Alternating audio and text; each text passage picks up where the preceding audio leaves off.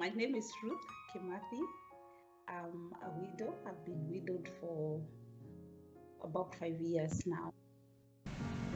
In the last episode, linked below, Ruth shared the ordeal of how her husband died and how she broke the news to her children and parents. In this episode, she tells us how her life has changed since then.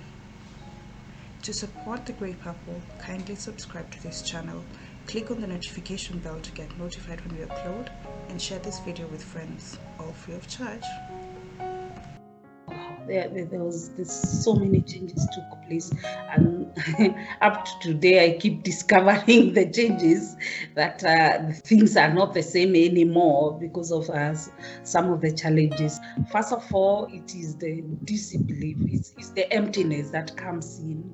I came home and I kept on thinking he will come from hospital and come and take his place at home.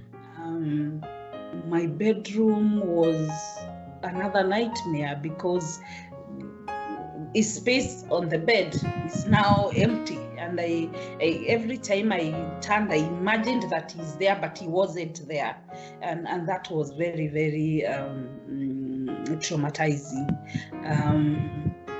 The clothes, I would go to the wardrobe, look at the clothes and wonder who will wear them, and will he come back to wear these? What do I even do with them? And everything that reminded me of him, when I looked at something, I would remember, oh God, he's not there now, or what will I do with this? So there's that searching and hoping that probably I'm dreaming he will come back. Probably I'm dreaming he will come back. And eventually I realized he wasn't coming back. And actually, what made me gain strength, there's one thing I knew: there's so much to be done, and I needed to remain strong for myself to be able to do those things, and also for the children.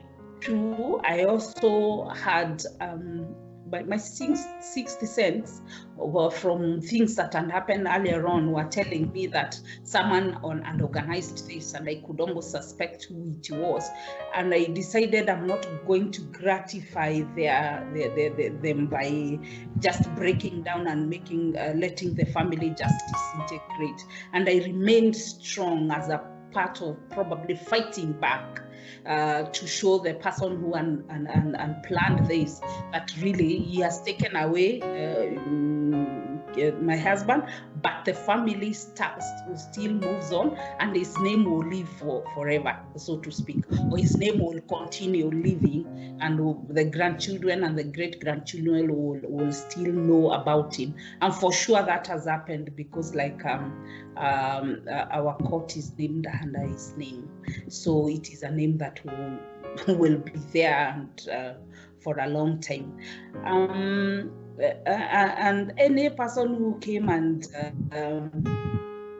sort of felt sad, I remember one of the group of women coming to see me, and when I opened the door, one of them, the tears were already almost falling because they are feeling sorry for me. And I was very stern. I stood there. I was very candid. I stood at the door and I said, my friend, Mama so-and-so, remember you're coming here to console with me, but I don't want anyone to come and cry, because I don't have time to cry. The time I have, there's so much to be done. I don't want to waste time crying. So please, if you want to cry outside, then come in. And for sure, she composed herself, and now we sat down and we were able to talk. And I talked about the death, what happened, over and over and over, many times. And I think to anyone who cared to listen, I explained what happened. And I think that was very helpful for me, as much as it was like retelling the story over and over.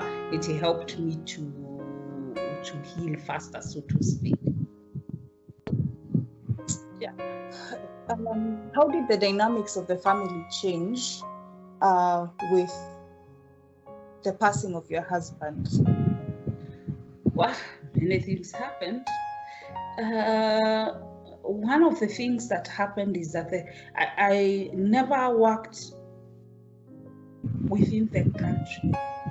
I used to work outside the country, and I would only come in for a few probably weeks and go back. So most of the family projects, it's him who actually ran the family projects. And now with his absence, I didn't know where to pick up from. The constructions that were taking place, things that were happening around the home, I did not know where to pick from, because anytime I came in as a visitor, and it actually allowed me to become a visitor in my own house, because you'd tell me, you've worked so hard out there where you are, when you come home, you've come to rest, so rest. And actually, even going to the market, he used to just tell me, accompany me, let's go. And then I'm left in the car, he does all the shopping, even in the market, and comes back and we go home. He did not want me to now work again when I've come home. He wanted me to have some kind of sort of rest, we call it rest and recuperation. Same with driving. He had made me some kind of almost forget my driving skills, because every time I came in, he would drive me around. Even if I want to go to the salon, I say I want to go to the salon somewhere in town, and he says, oh, I'm also going to town, why let's go together. And I would ask him, but when we go to town, what will you be doing? Well, I'm in the salon and the wait, it takes time. Well, let's go, I will know what to do.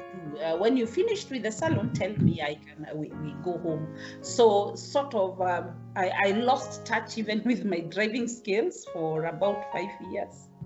Yeah, so starting to do those things that I used to do was not very easy. I remember in one of those days, I actually caused an accident because of my own negligence. And it shocked me that I've actually done an accident in a place where I shouldn't have done an accident, really.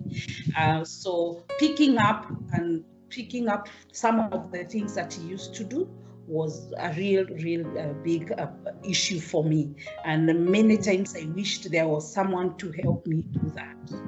But like driving, I think I got a friend who offered to keep, especially after the accident. But so many issues arose from that offer of him supporting me to drive. The wife was not comfortable with it. Excuse me.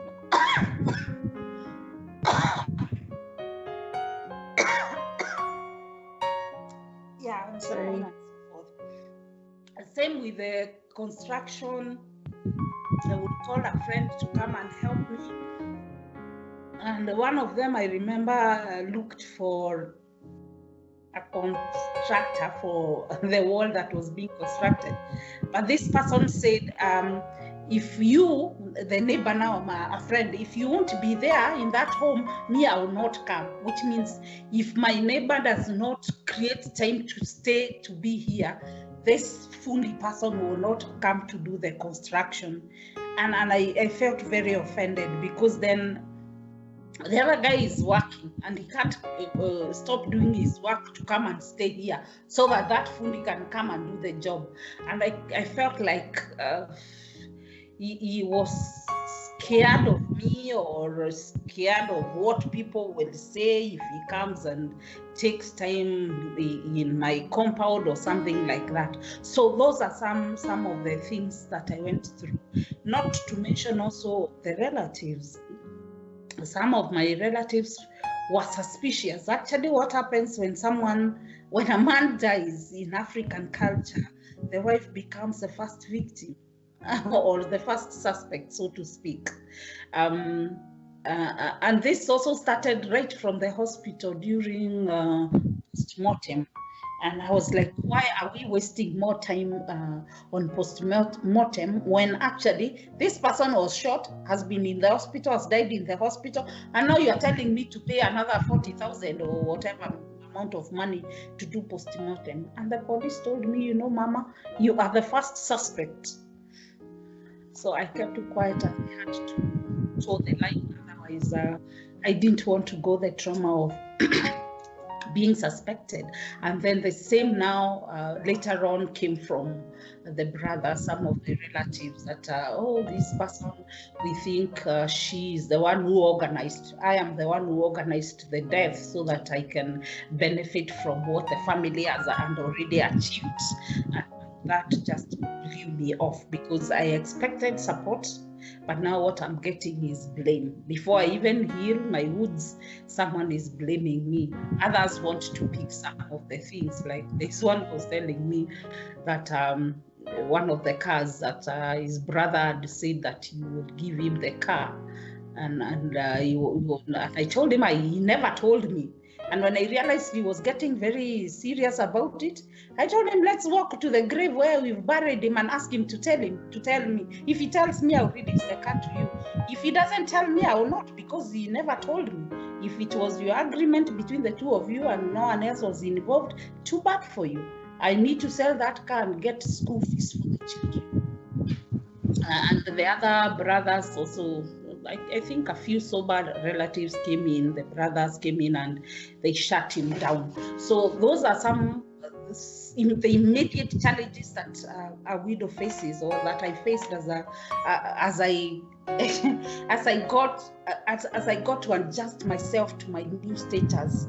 There were all these challenges to circumvent around, and I think it is not very easy for most widows, because especially widows are blamed for their spouse's death.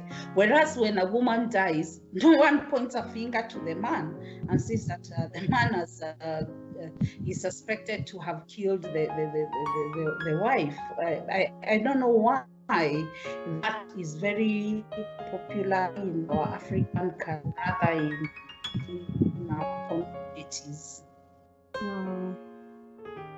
Yeah, in Africa, as a wife, do your best that your husband outlives you, because even if he's hit by a car on the road, somehow it is still your fault.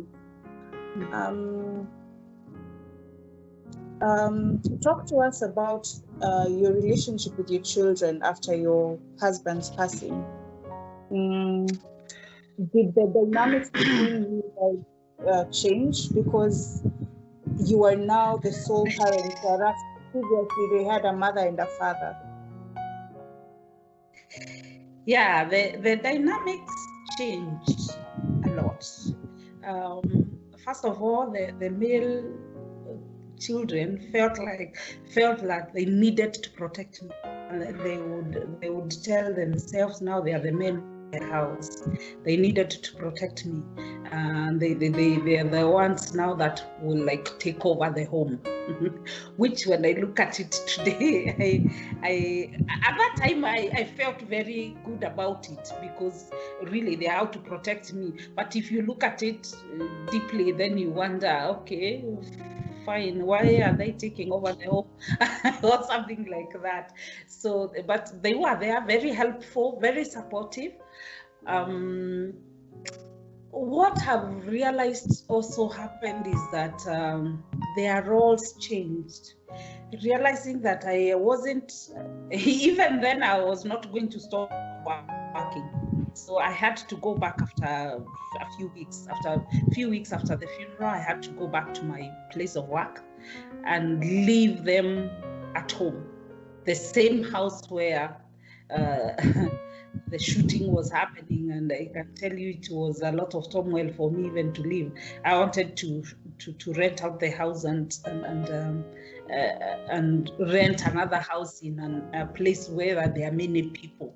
But I remember what my daughter told me, that our dad has worked very hard to build this house, construct this house for us. We cannot move out, because if we do, we'll gratify the devil. And she told me, no one is going to attack us, no one will do anything. God is protecting us, you go, we will be fine. But of course, deep within myself, I kept on feeling like it is unsafe for them to remain in the house now that the father is not there. And somehow the role of the firstborn son changed.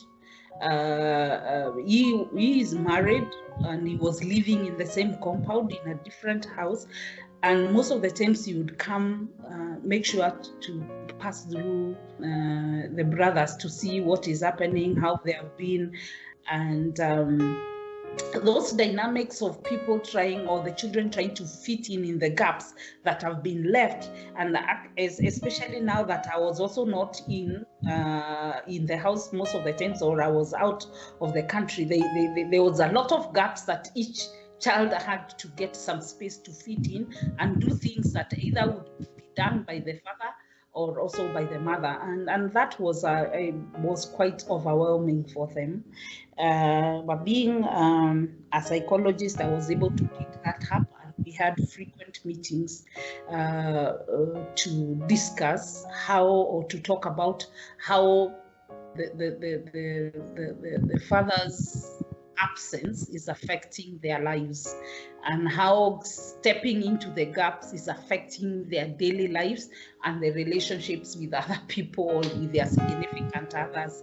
And that, I think, helped. And at one point I had to bring in a family therapist to help us also, because I cannot be able to handle my own. So I called in someone else who came and did some sessions for the family, and that's how we were able to understand what is happening, these changes that are happening, and how they are likely to affect us, and how best we can handle them without necessarily having them to affect us. And what I would tell most people, the widows that are there, the widowers that are there, and even prospective widows and widows, asking for that kind of support, psychological support, is not a weakness. You may not see a lot of things that will go wrong or have changed and how they will affect you. But if you invite someone else to do that, to support you, it becomes much easier to be able to identify where you can easily get those challenges, or what is happening now, what changes have taken place, and how each person is adjusting to those changes. I'd like us to move to challenges that you experienced and that many other widows and possibly widowers can resonate with. Yeah, let me start by saying there is a lot of loneliness that creeps in. Even a few of the widows and widows that I've talked to, that gap is huge, and the companion of the deceased is not there anymore. Before both partners make decisions together or run decisions through each other and then agree on the way forward. But with one spouse having now suddenly is not there, then the person to run through with those kind of decisions, there is a gap. What I've found with myself, I brought the children very close to, like, discuss with them some of the family things or projects or changes or whatever it is about the family that I would have discussed with their father, because my children had grown-ups, or they were even grown-ups by the time the father was passing on. The last born was in the university. So they were grown up, they were mature people that you can discuss with.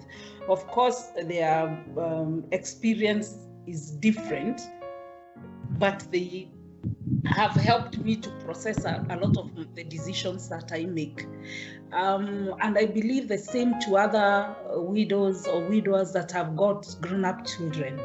But those that have smaller children and have no family support really go through a lot of challenges, and they get sometimes stuck on what to do and how to make decisions, or they may end up making decisions that sometimes can be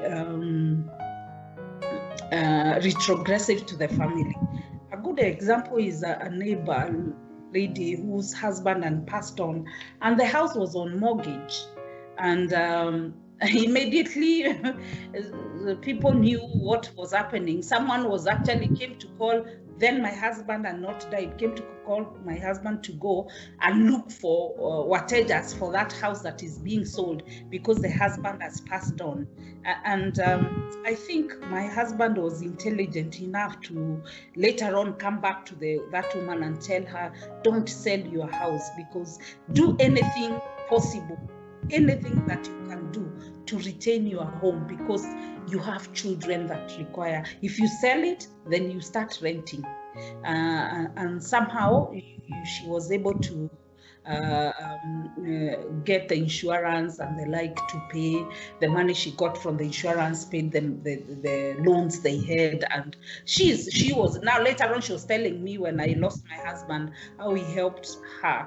But this is because she did not have someone to help her deal with that challenge. But you see, now she's seeking help from other people out there. And sometimes the widows especially, or even widows, can seek help from people who do not have the goodwill for that family at heart. And they may be misguided or misled, or actually things pulled away from them. Therefore, it is important for us to know who is it that we are seeking advice from, whom are we discussing our projects, our family projects with, because it's not everyone who has goodwill,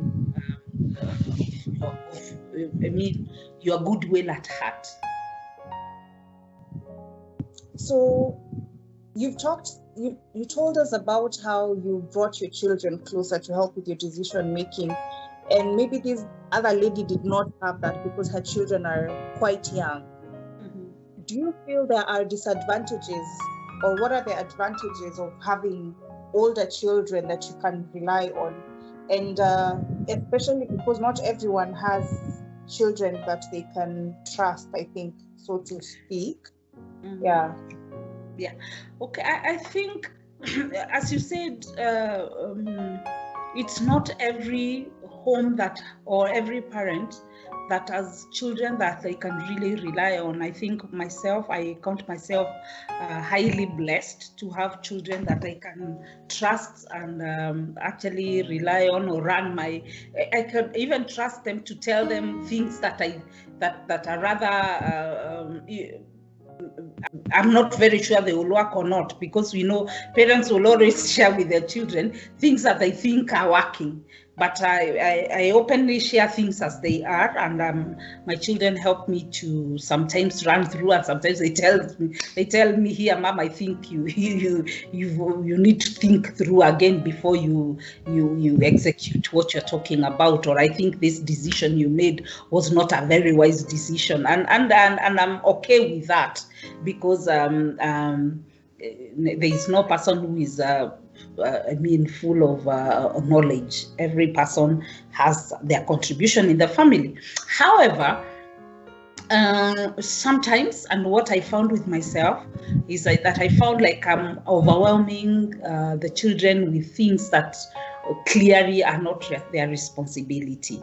Or rather, if I would look at it from a family perspective, a family has different it's one system with subsystems, and there is the spousal subsystem, there is the children subsystem, there is probably the community subsystem. And what I've realized that I do is that I've actually lifted my children from being children, and I've lifted them from the child subsystem to the spouse or spouse subsystem, so to speak, so that they stand in like their father, and I discuss with them at the level of their father, which can be overwhelming for the children, or also can give the wrong standing for those children, because they feel like they are making a decision in the family also, and that can also be a problem, and more so is overwhelming them because they have their own things to think about. They have their own careers, they have their own schools if they're in school, they have their own boyfriends and girlfriends to think about, and they have their own probably properties they are thinking they want to buy. But here I am busy bringing my own things and discussing and taking their mind space to do what my spouse, I should have done with my spouse. Like I said, it can be a disadvantage, but it can also be an advantage, because then they learn how to also make serious decisions on probably the type of a car to buy, or the piece of land to buy, or how to engage someone to help in construction and the like.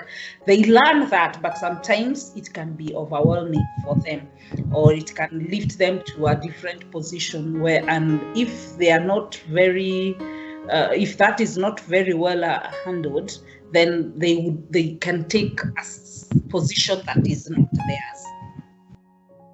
Yeah, if I get you correctly, if it's not handled well, or if they don't have the emotional intelligence, then they can be confused and think, wow, ndio kusema in the home. Exactly. They can. I like the way you put it. They can think now, how ndio kusema. They forget they're still the children. They forget they're still the children, and that can be also. It can also now turn against the one parent that is remaining. Let's talk about the financial gap that was left after your husband's passing. You've come from having a 2-parent home to having a 1-parent home. What impact did that have? Wow, financially, it's a big challenge. First of all, I found it difficult to pay school fees for my son, who was in university, and the university he was in was quite expensive. So first of all, because of all the things that have happened, the finances have been drained in the process of the hospital bills that were very high, and also the funeral and other things that goes with it, a security that needs to be tightened in the house. Maybe if you didn't have a panic button, you want to have the panic button. So many things had to be improved, and therefore in regards to security, and therefore finances were running out. And now the other person who would have brought in some little more money or supported in financially is not there. In his account, I couldn't access his account. I think the children knew his PIN number, but I think when things happened, they also forgot. So we couldn't access the money that was in his account, and that was really, really a tough time.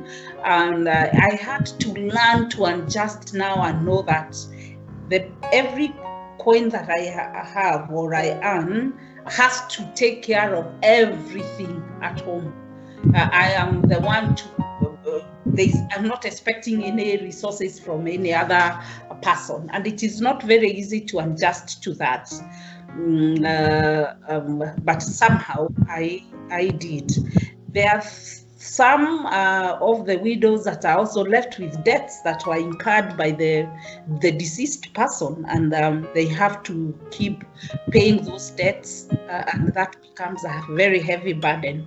On top of no extra income, there is their debts to be paid, and that becomes a very big problem. Luckily enough, I didn't have any debts incurred apart from maybe a few debts that were for the fundis that were doing constructions, and it was very difficult to know whether they were telling me the truth or not, because they would tell me, oh, alikuwa amesema atanilipa this amount of money, until I thought probably some of them were also taking advantage because I didn't know who was doing what. Yeah, so financial gaps becomes a big issue. And as I talk about financial gaps, I think I also need to talk about maybe documents that are properties that are documented, and those documents probably are not known to the one of the spouses or the spouse that is left. And I'm aware some people keep some of those documents in the banks or in safe custodies that the spouses may not know about. And if couples don't share that kind of information, it can be a little bit a challenge for the remaining spouse or the remaining person or the survivor to know what there is in the family, or that what the deceased had that would benefit the family, so to speak. So how did you go about now, because you said you did not have the PIN of the account and there's some money you wanted, and how do you go about now legally being allowed to administer over his estate? What were some of the processes? It is quite a process. I discovered it's quite a process, and there are some of the documents that we take for granted that we need to have, especially for couples. Of course, you need to have a marriage certificate, and a marriage certificate that is recognized, rather that is also filed at Sharia house. Then the process is you report this through a lawyer. It goes to the court, and the court puts it on notice for about, I think, 3 months to see if any other person would claim to be a beneficiary of what you have declared. First of all, you have to declare those things. That's why what I was talking about earlier on is very important. That the deceased had probably this plot, had this account, had these shares, had this. So you have to list them, all of them down, and then now go to court for the court to give you the what is it called to give you authority to actually administer his estate or her estate if it is a widower. And what I realized is sometimes we even don't know what the other spouse has. There are some of these things that are done and people don't tell each other. Therefore, those ones are likely to go back to the government. If they are not claimed for a period of time, they go back to the government. And probably this can happen when the family that has been left is suffering, because the wife or the survivor is not aware. So what I'm saying is, it is important for spouses to actually disclose. If you buy a piece of land, at least let your wife know there's that piece of land there. Then probably, and if you don't trust the person, because some people are not trusted, or sometimes there are issues of trust, you can put them somewhere or give to someone whom you trust, or let the person know where to get them in case they need them. Otherwise, those properties end up going back to the government after not being claimed for a long time, so to speak, and especially if the spouses cannot be traced. So with the accounts, it is sometimes, personally, I think having a joint account is not one of the best things, but sometimes it is also very helpful, because like I realized if we had a joint account, it would have been much easier for me to withdraw the money from that account. But I suffered for over 6 months without being able to access that money, because also you have to be given authority by the court to actually claim that money in his account. And shock on me when I went to Sharia house because they said I have to have the marriage certificate stamped, or on this thing.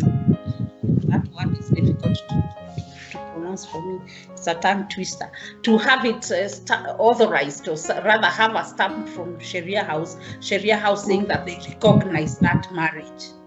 And what I realized is that actually marriages that occurred from probably the 90s, 95 and below, and especially if they occurred in churches, the pastors, most of the pastors or some of the pastors never took copies back to Sharia house. And therefore there I was with my certificate, my original marriage certificate, and I'm even carrying the death certificate together to go and have this stamped. And they went through the files and they told me, we don't recognize this certificate because we don't have a copy of it here. And I remember that day I cried myself stupid because I couldn't see how. Now what am I supposed to? So all this time I thought I was married through a Christian marriage. It is not existing. And I had to go back now to customary marriage. And in a customary marriage, I had to go back to the reserve, get the chief of the area, writes a letter saying that they know me as the wife of the deceased. And then I go to the DC and so on and so forth, so that I have documents that are actually saying I'm the legal wife and I was married to this person. And the family is aware, the chief is aware. So you can imagine if a family has issues with this person who has been left, actually they will not allow you to even have that from the chief. And that's where the music starts. So it is important for us to keep our documents right. For those of us who get married through the church, please, I don't know how follow-up is supposed to be done, but the pastors these days, I know the copies are even taken to Sharia house even before the marriage takes place. But before that never used to happen. Yeah, and then that is advertised for about 3 months or so, or 6 months, I don't remember. Yes, and if any other person comes out and says that I was also a beneficiary of the deceased, then the court will have to decide whether it is you who will be the administrator or someone else. Luckily enough, I didn't have any issues with that, so I was given the right to be the administrator of his estate, and that made it very easy. And also I openly discussed this with the children, and therefore it was even easy to say your father had this, left the other, you take this, the other one take this, and this other one take this, and you know, it was a smooth run for me. But I know for some widows it is not. Even the larger family now, the spouse's family wants to also come and almost take whatever the widow has been left with. There are cultures also that believe whatever belongs to that family belongs to the man, and since the man is their son, these items they are entitled to them. And woe to you if you are in that kind of culture, because things will be grabbed and you'll be left a pauper.